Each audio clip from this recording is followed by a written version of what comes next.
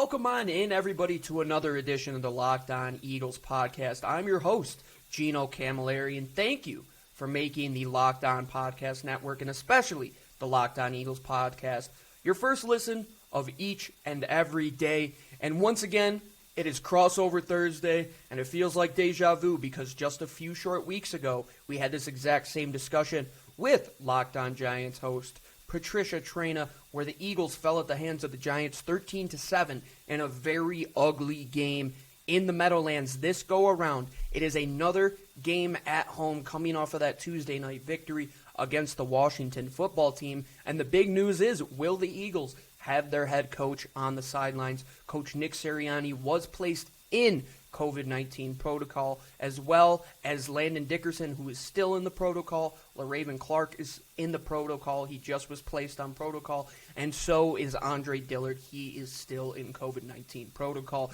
Can this Eagles team do okay without their head coach in Nick Sirianni? I had mentioned it on yesterday's show that Nick Sirianni comes from this long line stemming all the way back to Doug Peterson in Kansas City, when Coach Andy Reid was allowing Doug Peterson to have the play calling duties, which eventually would trickle down to Frank Reich, teaching that to Nick Sirianni, who would then teach it to now offensive coordinator of the Philadelphia Eagles, Shane Steichen, who might be the play caller on Sunday if Coach Nick Sirianni cannot come back. He's been doing all the meetings via Zoom. He has been in the building virtually, not physically, and doing everything that he can from afar to get this team on track and ready to go against the Giants, where this is another must-win. This team has been in playoff mode since the bye week, even since before the bye week when they had to get that win against the Jets, coming off of that bad loss against the Giants. Now you have to win another game against the Giants, especially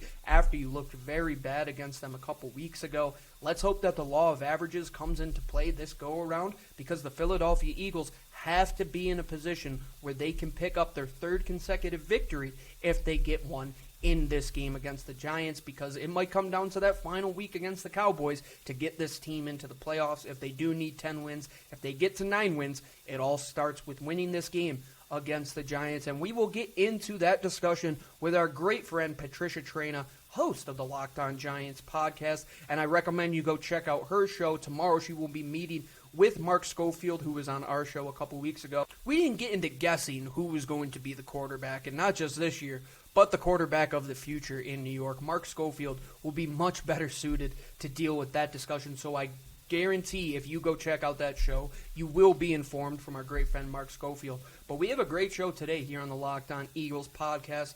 Coming back after the break, we will be meeting with our friend Patricia Traina, host of the Locked On Giants podcast. I'm Gino Cammilleri, and once again, thank you for making the Locked On Eagles podcast your first listen each and every day. And the Locked On Eagles podcast is brought to you by our great friends over at Stat Hero. Folks, if you want to play Stat Hero tonight, make sure you get this lineup in. This is the Serious Wide Receiver Challenge. It pays 2-1, and the bonus is paid after the contest. I'm running with T. Higgins, CeeDee Lamb, and Keenan Allen. They are projected 50.9 points.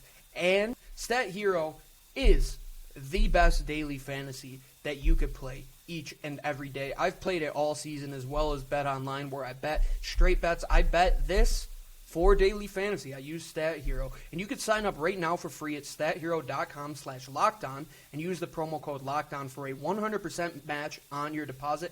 That's stathero.com/lockedon. Use the promo code LOCKEDON for a 100% match on stathero.com/lockedon. Promo code LOCKEDON. Terms and conditions do apply.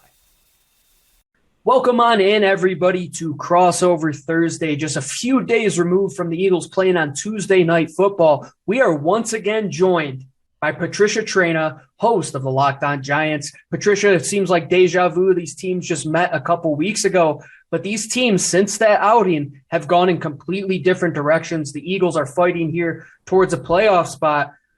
I know you've been quite the critic of this football team on Twitter. I would love to hear your opinion of the team and the state of where they are here the last couple weeks since these two teams met in the Meadowlands. I can sum it up in one word, and I'm not quite sure how you would transcribe this, but I've been using this word a lot on my show, and that is That's fair. That's fair. Yeah, I mean, seriously. All right, I get it. The Giants have been banged up. Every team has injuries. The Giants now are without Daniel Jones. He went on IR. Mike Glennon has not been very good. Do they have the answer in Jake Fromm? We don't know. It looks like they could, but we don't know. The offense can't score worth a lick. 2 out of their last 3 games, they failed to score a touchdown, which is just ridiculous. You are not going to win games in the NFL if you have to settle for field goals. And the offense has been the biggest problem, which is kind of ironic considering all the money they poured into that offense. And now here it is. They can't score worth a lick. And it's very disheartening. It's very depressing. And Giant fans, the Eagle fans might feel otherwise but when I say this, but Giant fans deserve better. Absolutely. I always say, and I know I've said this to you, when the NFC East is good, it's good for all the hosts on the show because we get more competitive football, we get better games, and not everybody is in the dumps during the Christmas season here. And you have a great present for your fans. Mark Schofield was on our show a couple weeks ago. He will be talking quarterbacks with you tomorrow, which I suggest all our fans go listen to that because we're not going to speculate who's going to start on Sunday. Go take it from an expert in Mark Schofield who knows his stuff on quarterbacks. I'll let that episode speak for itself. But let's go to the guys that the quarterbacks are throwing to. You mentioned that these wide receivers are getting paid the money. What is going on in that wide receiver unit? I know Kenny Golladay just is not worth what he's getting paid right now. And outside of that, they just aren't producing. And I want to throw this one statistic in there for you. And I don't want to upset you, but it is just the reality of this unit in New York. Greg Ward, who caught another touchdown pass on his 4th catch of the season, he has 3 touchdown receptions. The Giants wide receivers have 4 touchdowns all season on 165 catches. So Greg Ward has 75% of the touchdowns that the entire wide receiver core in New York has. What is that unit doing or not doing? I don't know. I wish I knew. I mean, part of it is obviously, again, I look at the injury situation. Guys have been in and out of the lineup. They just lost Sterling Shepard to an Achilles injury. Best wishes to him. Good guy. I mean, the longest tenured Giant. So you never want to see that, especially this late in the season. Kenny Golladay has been banged up. Kadarius Toney, their first-round pick, hasn't been on the field in God knows how long. I don't know if he's going to play this week. My guess is right now he won't. And then you throw in the issue with the quarterback. Mike Glennon, I mentioned, has not been very good. He's a guy who has been throwing off his back foot. And when he does hit the receivers, he doesn't get it in their catch radius. He makes them work for it. When you have to make the receiver work for the ball, guess what? The defensive back is going to catch up and he's going to make the tackle. It's a lot easier. So guys are also having trouble separating. Part of that, I think, is the scheme. Just the offense is a mess. The offensive line is not holding its blocks. So you've got guys, the quarterbacks are cheating, on their drop back. So instead of taking 5-step drop back, they're taking maybe 3.5 and then boom, they're getting the ball out. And it looks like they're getting it out early. So it's just an absolute mess. And, I don't think they can fix it this year. I mean, they've got to address that offensive line. I think we all can agree on that. We all know that. And they've got to get these guys healthy, get Daniel Jones back healthy, and just, put together an offensive system where they can all thrive. Because right now it's a patchwork and it's not working. Let's stick on that subject with how you would fix the offense. It is the holiday season. If you had 3 gifts or 3 wishes for this offense moving into the offseason, because you said you don't think they could fix it this year, what, in your opinion, would they need to really transform this offense moving into 2022? Offensive line, offensive line, offensive line. Seriously. That's fair. In Philadelphia, we just continue to sign these guys. It's great to have them. No depth right now. And this was my biggest problem. They went into the season saying, okay, you know what? We're going to play these young guys. Okay, fine. I get it. Eventually, they got to start somewhere. And then they had these veteran guys backing them up. All right. Now, most of these veteran guys, I kept saying, okay, Nate Solder's contract ends after this year. All right. They signed Jonathan Harrison at the time. Now he's on IR, I believe. He was signed to a 1-year deal. They signed Joe Looney, I believe, to a 1-year deal. He retired. Zach Fulton was, I think, to a 1-year deal. He retired. And I'm sitting here saying, okay, they don't have anybody in the pipeline. What do if somebody gets hurt and they got to move guys up? Well, guess what happened? Guys got hurt. And now they had to plug in some of the veterans. Nate Solder has been the starter at right tackle just about all season. Where's the depth that you develop in the pipeline? And that, to me, is just an unforgivable oversight on the Giants' part. I just don't understand it. That's what they did years ago when this whole streak of bad football started. They decided, oh, we're just going to bleed as much as we can out of the current offensive line, which was that great offensive line they had from 2007 to 2010. They tried to bleed as much out of it, going into 2011 and 2012 and so forth. And then finally it was like, oh, shoot, we don't have anybody. We better get some offensive linemen. And meanwhile, they had to learn on the fly. So that would be my biggest wish. Get 3 offensive linemen. I know they won't do 3, but at least get 2 and get this unit replenished, because right now it is just, the cupboard's bare. Do you think it could be under your current general manager, Dave Gettleman? Do you think he has that vision that he could carry out to change this offensive line around? Or do you believe the guy who got them to this position might be better off not making this decision for 2022? I am of the opinion that Dave Gettleman retires after this year. Oh, wow. Yeah, wow. I do think, listen, personally speaking, I like Dave. I get along with Dave. We always commits, as he sees me and he, hey, kiddo, how you doing? We're both cancer survivors, so we always talk about our battle stories. And I like the man. I really do. But that said, I think he really messed up with this offensive line. He came in with a lot of bluster. Oh, I'm going to fix the offensive line. I'm going to get you hog mollies, blah, blah, blah. He tried. I'm not saying he sat on his hands and did nothing, but some of the decisions that were made, you sit there and you say, okay, you had a chance to take a Quentin Nelson and you took a Saquon Barkley. You had a chance to, get other guys, Rashawn Slater this year, and what you took, you waited and you got Kadarius Toney. So you sit there and you look at that and you say, okay, you haven't fixed it in 4 years. What makes me confident? What makes you think that I'm going to believe you're going to get it right a 5th time? How many times do you need to fix this offensive line? So I think that's a big issue, and that's going to help lead to Dave, calling it quits, if you will. The injury situation, nobody can plan for that, obviously. I mean, that just happens. But this the spending, the fact that they're going to be in cap hell next year, just so many things. And you just can't justify it. You can't defend the performance. You can't defend the record. And it's unfortunate because, nobody comes in with the intention of destroying a franchise, but they're no better than they were when he took over the reins, I think.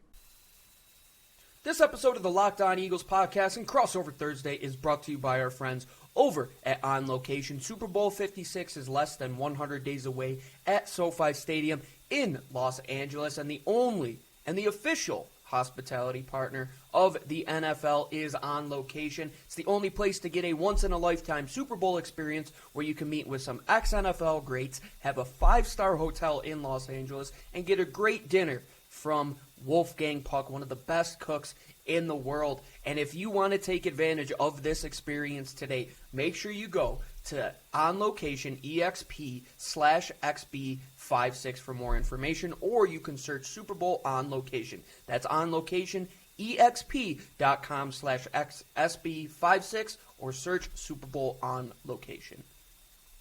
This show is also brought to you by our friends over at BetOnline. BetOnline is the best sports book in the world. I just put down a bet for plus 800 on Jalen Hurts to have at least 2 touchdowns and an Eagles win on that Tuesday night victory against Washington. And guess what? It hit, and it was because our friends at BetOnline have the newest and most invigorative platform that you could put your bets on. Player props, in-game live props. You could bet before the game, during the game, and you could put in some futures to bet towards the future in the game. And if you want to get a 50% welcome bonus today, use that promo code LOCKEDON. They'll give you 50% of your money in additional bonus money to keep betting with. And you can bet on basketball, football, NHL, soccer, boxing, UFC, whatever you want to bet, you can do it at BetOnline. BetOnline is the fastest and easiest way to bet on all your favorite sports. Don't wait. Take advantage of BetOnline, where the game starts. I look at Philadelphia, and the one thing that Howie Roseman, as much criticism as he does receive, has gotten right is the trenches. I know you're much higher on the defensive line right now. How have they done since that game? Because I think you were pretty bang on in your assessment that Ojulari, our guy, was going to affect that game, and he did. How have they been looking since that outing against Philadelphia?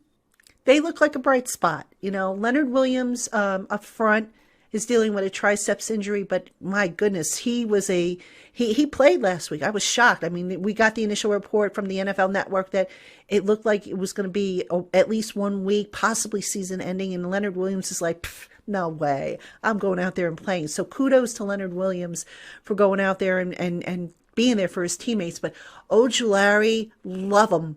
And I love this kid, Quincy Roche. I think those two, we talk about good defenses and what they have to have. And I've always said this because I go back and I look at the 2007 championship team and the 2011. You've got to have at least 3 solid pass rushers. If you do not have that, you probably will not have a decent defense. The Giants, I think, based on what we've seen so far, Ojulari can definitely be one. I think Roche has the potential to develop into the other one. And this kid, Ellerson Smith, the jury's still out on him because he's got a small sample size. But I'm encouraged by what I've seen so far. And, maybe they add another one in the draft next year. I don't know. But it looks like they got that one right. I think the NFC East, you could put our edge rushers up against any division currently, and they would be right there at the top here in Philadelphia with Josh Sweat, Derek Barnett as well. Dallas is playing through the moon, and Washington has Chase Young, who is on the IR currently, but Montez Sweat as well. A very deep position unit there. And finally, the last question I'll ask you, the unit that terrified Jalen Hurts last game, do you think they can have a repeat performance? And I know they were a little banged up in terms of their health. Had they gotten healthier here moving into this game? You're talking the defensive backs, right? Yes. Here's the thing with the defensive backs. COVID hit them pretty hard. So Adoree Jackson, who was already dealing with an injury, still on the COVID list as far as I know. Whether he comes off it this week, I don't know. But he did test positive. I'm trying to think. Who else was on the COVID list? Keon Crossan, who's a special teamer, defensive back. He just tested positive, so he's going to probably miss the game. They also had a couple of other guys. The names are escaping me, but what they had to do is they had to put Jaron Williams last week at that opposite cornerback spot opposite of James Bradbury. Played pretty well, all things considering. Jaron Williams came out of the University of Albany, was a practice squad player, and he held his own. Julian Love also contributed there. He did okay. But yeah, the Giants, like I said, they've got some issues in that defensive secondary. So can they terrorize Jalen Hurts? I think if the pass rush can get to him and knock him off his spot, then yes. But I'm concerned about the middle of the field. I'm concerned about the tight end, Goddard, who, the Giants and tight ends, they just don't mix for some reason. And I think that's because the Giants don't have enough speed right now. They did have it at the start of the season with Blake Martinez. Now I don't think they have the speed to necessarily keep up with the tight end. And there are far too many instances where I see the middle of the field wide open, and sure enough, it's the tight end, doing the damage. So that has me a little concerned. And I think just going against the Giants always has me concerned. But it is always great talking to you, Patricia. It's always great talking NFC East football. So that'll do it for us here on this Crossover Thursday edition. The final time we meet the New York Giants until next season, which I'm sure Patricia will have this exact same conversation twice again a year from now. But until then, Patricia, I wish you a happy holidays, and let us know where our fans could check out. One, please go listen to Mark Schofield. Anytime that guy talks, you need to listen to him. He's a great friend of the show, a great individual. Where can they find that show and much more from you, Patricia? Yeah, so Mark will be on my Friday show. You can find that on YouTube. Just search for Locked On Giants on YouTube. Also, of course, on, if you want to listen to it on audio, it'll be on audio as well. Apple, iTunes, Google Play, every place you find the Locked On Eagles podcast. So yes, Mark will definitely be on the show. I've already spoken with him. We had a great conversation. Always dropping knowledge. I feel like my football IQ goes up like 50 points every time I talk with him. Yeah, he is almost like the Plato of quarterback play. I feel he's a great philosopher of the game, for sure. Absolutely. So yeah, he will be on the show with me Friday. Great way, I think, to end, the week with such great knowledge. And plus Mark's a really super guy. So, just so happy to be able to call him a friend of mine and see all the great things he's doing. Absolutely. And you guys know where to find us, the Locked On Eagles or Locked On Giants podcast. Find that on the Locked On Podcast Network. Any of the place where you get your podcasts, Odyssey, Spotify, Stitcher, SoundCloud, you know it by now. Catch Locked On Giants or Locked On Eagles on YouTube as well. Make sure you subscribe, rate, and like all of those shows so we can grow our audience here at the network. Until next time that we meet the Giants in 2022, Patricia, it's been great talking to you this season. Best of luck on Sunday. Happy holidays. And I have to end it. Fly, Eagles, fly. Happy New Year to you. And happy holidays to all the Eagle fans out there.